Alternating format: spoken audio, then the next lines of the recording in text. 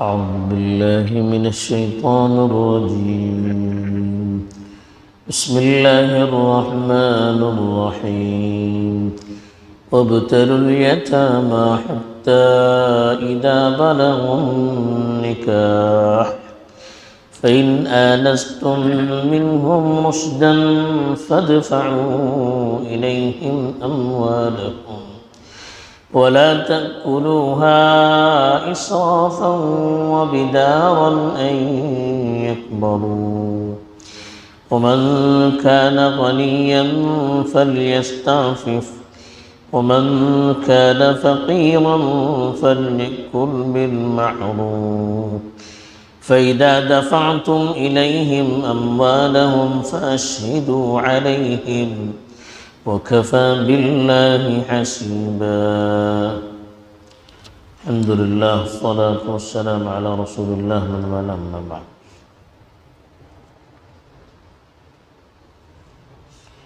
پیچھے کئی آیات سے یتیموں کے مال اور ان کے ساتھ معاملات کی تفصیلات پر اللہ تعالیٰ روشنی ڈال رہے تھے. کل جو آیت تھی اس میں کہا گیا تھا کہ جو مال انسانوں کے قیام کا ذریعہ ہے، معاشرے کے قیام کا ذریعہ ہے، ایسے لوگوں کے حوالے نہ کیا جائے جن کے اندر مال کے صحیح استعمال کی صلاحیت پیدا نہیں ہوئی ہو، بلکہ خود اپنے پاس رکھ کر ان پر ان کی ضرورت کے مطابق خرچ کیا جائے. یہ ولیوں کو خطاب کرتے ہوئے اللہ تعالیٰ نے ارشاد فرمایا تھا. اب جو آیت تلاوت کی گئی ہے اس آیت میں بھی اللہ تعالیٰ نے مزید یتیموں کے سلسلے میں ان کے مالی حقوق کو کس طرح سے ادا کیا جائے، کیسے ان کی پختگی کا اندازہ کیا جائے، دینے کے لیے ان کے ہاتھ میں ان کا مال دینے کے لیے کن چیزوں کا پاس و لحاظ رکھنا ضروری ہے اس کو بتایا. چنانچہ ارشاد ہے وَابْتَلُوا الْيَتَامَى، یتیموں کا امتحان لیا کرو، حَتَّى إِذَا بَلَغُوا النِّكَاحَ، یہاں تک کہ وہ نکاح کی عمر کو پہنچ جائیں. فَإِنْ آنَسْتُمْ مِنْهُمْ رُشْدًا، اگر تمہیں ان میں ہوش مندی نظر آئے، فَادْفَعُوا إِلَيْهِمْ أَمْوَالَهُمْ، تو ان کا مال ان کے حوالے کیا کرو. تو پہلا مسئلہ تو یہ بتایا کہ بچہ بالغ ہونے کے بعد بچے کا مال اس کے حوالے کیا جاتا ہے. اب مال اس کے حوالے کرنے سے پہلے اس کو اس کے لیے پرکھنا بھی چاہیے کہ وہ اپنی ذمہ داری کو سنبھالنے کے لائق ہے یا نہیں. مالی معاملات میں اس کے اندر کتنی لیاقت پیدا ہوئی ہے، وہ کس طرح سے اپنا مال اپنے اختیار سے تصرف کر سکتا ہے، اپنے مال میں اپنے اختیار سے تصرف کر سکتا ہے، مالی معاملات کو وہ کس طرح سے انجام دے سکتا ہے. بلوغت سے پہلے اس کے لیے اس کا امتحان لیتے رہنا چاہیے، اس کو تیار کرنا چاہیے کہ وہ کس طرح سے کرے گا. تو اس لیے اس کو عادی بنانا چاہیے، چھوٹے موٹے معاملات اس کے سپرد کرنے چاہیے. کبھی بازار سے کچھ لانے کے لیے بھیجا، کبھی کوئی ڈیل کرنے کے لیے کہا، کبھی اور کوئی چیز ان کے سپرد کر دی، تاکہ اس طرح سے ان کا امتحان لیا جائے اور اس کو پرکھا جائے، یہ معلوم کیا جائے کہ اس کے اندر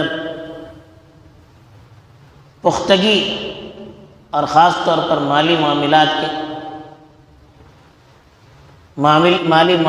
کے اندر کس طرح سے اس کو برتا جائے، اس کی صلاحیت پیدا ہوئی ہے یا نہیں، یہ پہلے دیکھنا چاہیے. کب تک؟ ابتلی کے معنی امتحان لینا. حتیٰ اذا بلغ النکاح، یہاں تک کہ وہ نکاح کی عمر کو پہنچے. نکاح کا مطلب بالغ ہو جائے. بالغ ہونے کے لیے یا تو احتلام ہونا چاہیے، یا 15 سال مکمل ہونے چاہیے، یا عورت ہو تو حیض آنا چاہیے، یا حمل آنا چاہیے. تو یہ اس کی نشانی ہے. تو بالغ ہونے کے بعد اس کا مال اس کے حوالے کیا جاتا ہے. لیکن بالغ ہونے کے بعد بھی دیکھا جائے گا. فَإِنْ آنَسْتُم مِّنْهُمْ رُشْدًا، اگر تمہیں ان میں ہوش مندی نظر آئے، صلاحیت نظر آئے، بالغ ہونے کے باوجود اس کے اندر صلاحیت نہیں ہے، مالی معاملات کے اندر تمیز نہیں ہے، تب اس کے حوالے نہیں کیا جائے گا.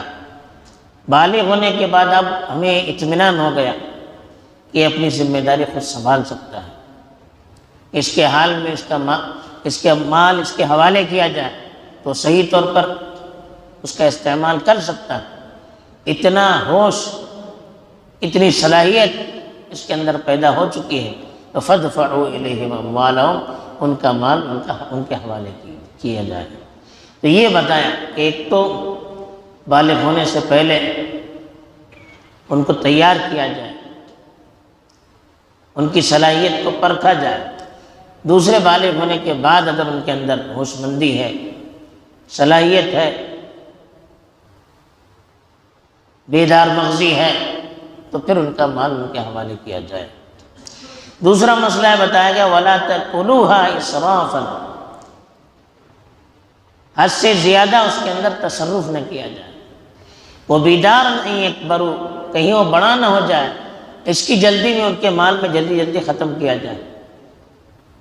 یعنی بچوں کو جو مال ہے اس میں اگر خرچ کرنا ہے، اس میں سے کچھ لینا ہے، تو کہا کہ حد سے زیادہ نہ، جتنی ضرورت ہے اتنی لیا جائے. جہاں خرچ کرنا وہیں خرچ کیا جائے. ایسا نہ ہو کہ بچہ جلد بڑا ہو جائے گا تو پھر پورا مال اس کے حوالے کرنا پڑے گا، تو اس لیے جلدی اس میں خرچ کر رہے ہیں، یا کچھ اپنے اندر چھپا رکھتے ہیں، یا اپنے اوپر خرچ کرتے ہیں، تاکہ بچہ جب بڑا ہو جائے تو پورا مال ان کے ساتھ ان کے حوالے نہ کرنا پڑے، کچھ مجھے بھی مل جائے. تو اس لیے کیا وَلَا تَأْكُلُوهَا إِسْرَافًا، اسراف کہتے ہیں بے ضرورت خرچ کرنا. تو بے ضرورت اس کو مت اڑائیے. وَبِدَارًا أَن يَكْبَرُوا، اور اس جلدی میں کہ کہیں بچہ بڑا نہ ہو جائے. تو بچہ بڑا نہ ہو جائے، بڑا ہونے کے بعد بچے کا مال بچے کو دیا جاتا ہے، اس لیے جلدی اس میں خرچ کر رہے ہیں، ضرورت سے زیادہ اس میں خرچ کر رہے ہیں. ایسا نہیں ہونا چاہیے، بلکہ ایک اصول بتا دیا بچے کے مال سے لینا چاہیے یا نہیں لینا چاہیے. کہا مَنْ كَانَ غَنِيًّا فَلْيَسْتَعْفِفْ، جو مالدار ہے اس کو تو بچتے رہنا چاہیے. استعفاف کے معنی بچنا. جو مالدار ہے اس کو تو بچے کے مال سے کچھ نہیں لینا چاہیے.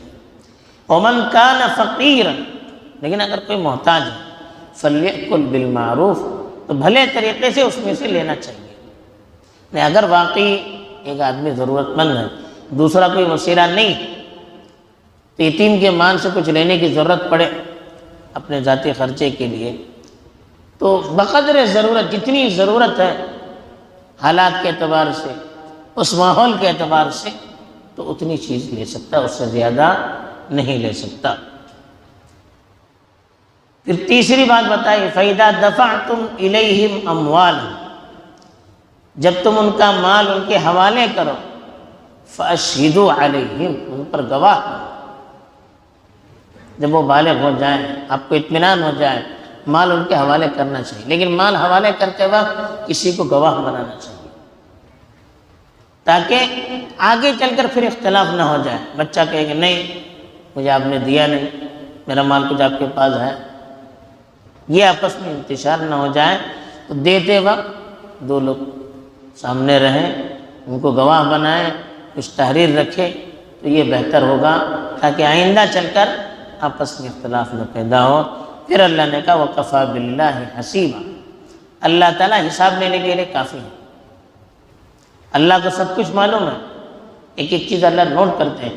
لیکن آپ کو دنیا میں آپس میں تعلقات صحیح رکھنے ہیں تو کسی کو گواہ بنانا چاہیے۔ بہرحال اس آیت کے اندر اللہ تعالیٰ نے چند اصول بتائے کہ بچوں کے اندر صلاحیت پیدا ہوئی ہے یا نہیں، اس کو پرکھنے کے لیے ابتدا سے ان کو تربیت کرنا چاہیے۔ دوسری چیز بتائی کہ بچے بالغ ہونے کے بعد ان کا مال ان کے حوالے کرنا چاہیے۔ تیسری چیز بتائی کہ بالغ ہونے کے باوجود ان کے اندر تمیز کی صلاحیت ہے یا نہیں، ہوش مندی ان کے اندر آئی ہے یا نہیں، مالی معاملات میں بیداری ان کے اندر آئی ہے یا نہیں، دین میں پختگی آئی ہے یا نہیں، ان سب چیزوں کو دیکھنا بھی ضروری ہے۔ چوتھی چیز بتائی کہ اگر صلاحیت پیدا ہوئی ہے تو مال ان کے حوالے کرنا چاہیے۔ پانچویں چیز کہا کہ ان کے مال میں تصرف کرنا پڑے، کچھ لینا پڑے تو اس میں اسراف نہیں کرنا چاہیے۔ چھٹی چیز یہ بھی بتائی کہ کہیں وہ بڑا نہ ہو جائے، اس ڈر سے جلدی جلدی خرچ نہیں کرنا چاہیے۔ ساتویں چیز بتائی کہ اگر کوئی مالدار ہے تو اس میں سے اپنی ضرورت کے لیے کچھ لینا نہیں چاہیے، اگر ضرورت محتاج ہے تو لینے میں کوئی حرج نہیں ہے۔ آٹھویں چیز بتائی کہ مال جب ان کے حوالے کیا جائے تو گواہ بنانا چاہیے۔ یہ ساری چیزیں مالی معاملات میں خاص طور پر یتیموں کے سلسلے میں تاکید کر کے بتائی گئی ہے تاکہ یتیموں کی حق تلفی بھی نہ ہو اور آپس میں اختلاف اور انتشار بھی نہ ہو۔ اللہ تعالیٰ صحیح سمجھ عطا فرمائے، آمین۔ وآخر دعوانا الحمدللہ۔